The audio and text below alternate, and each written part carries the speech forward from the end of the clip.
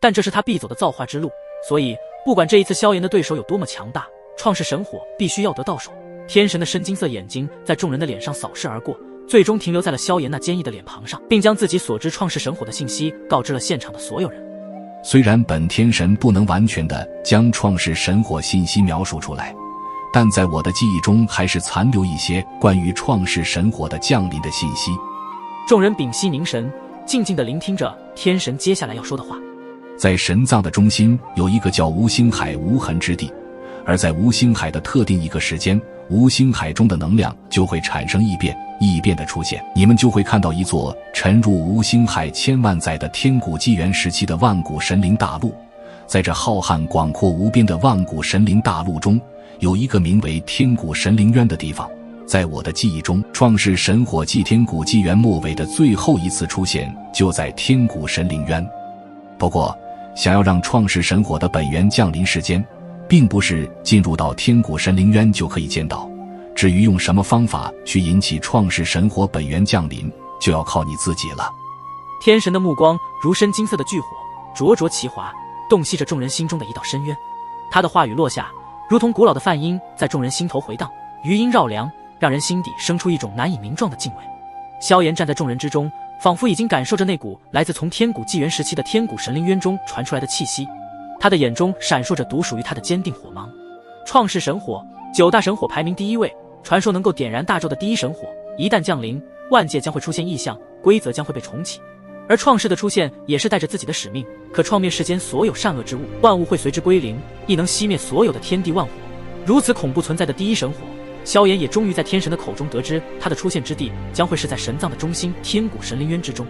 万古神灵大陆，天古纪元时期的一个超越超级神之大陆的世界吗？萧炎呢喃一声，对于一个跨越了几个纪元的万古神灵大陆，这究竟将会是什么样的地方呢？想象中，那是一片被古老神灵的气息所笼罩的领域世界，空气中弥漫着天古神灵们的浩瀚大能。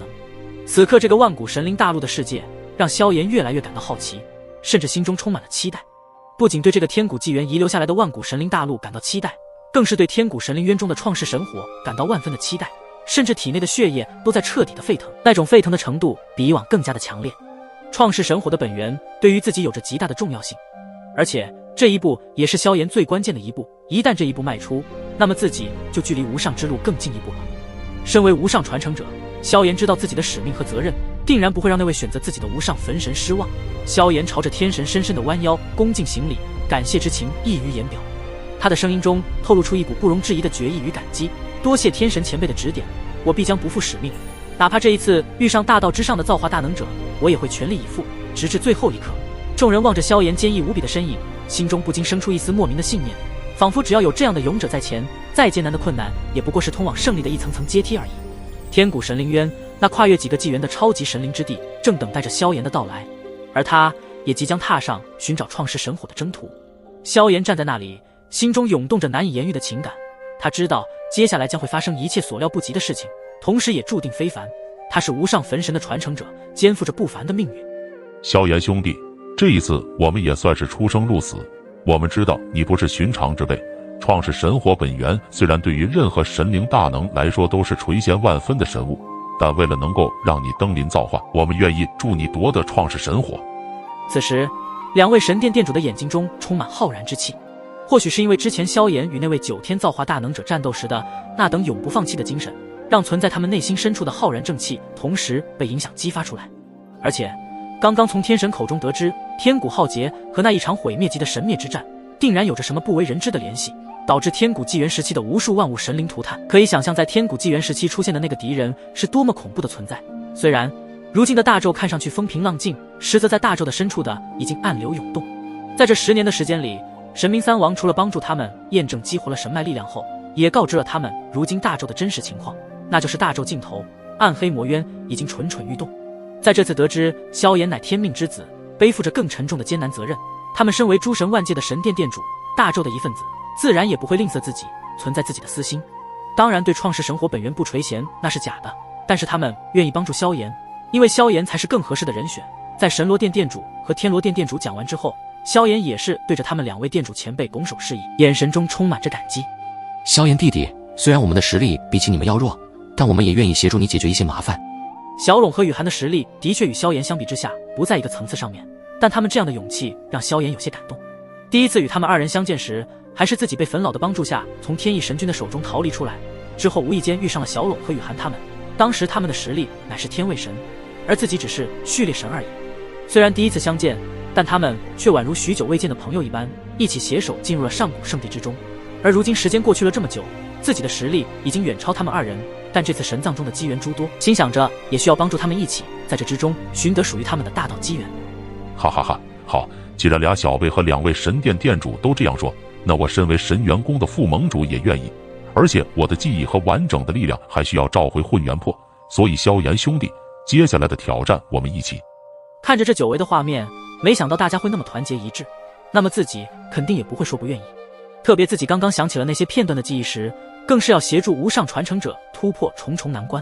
毕竟那一场毁灭级的神灭之战必须要解开其谜团，那3个画面之间究竟是否有联系，而掀起神灭之战的幕后者究竟是什么恐怖的存在，这些答案都需要继续深处神藏的中心才有可能一一解开。无数神灵大能无一生还，如此可怕的力量，就算是身为造化神器的盘龙都感到发自内心的恐惧与绝望。对，我们神元宫这一次也同意大家的想法，虽然我们的实力还没到大道主神，但是拥有着气运之力，还有盘龙的运势之力，多多少少可以帮助萧炎小兄弟解决一些麻烦。115瑶、苏佑威3位主母朝着萧炎点头示意。其实我们也很想知道，在这神藏中心那天古纪元时期的万古神灵大陆中，究竟会存在着什么样的东西。而且周元进入神藏之后，我们并未与他有所联系，他也没有给我们其中的信息，就仿佛失踪了一般。3位主母说到这里时，脸上露出一抹对周元的担忧。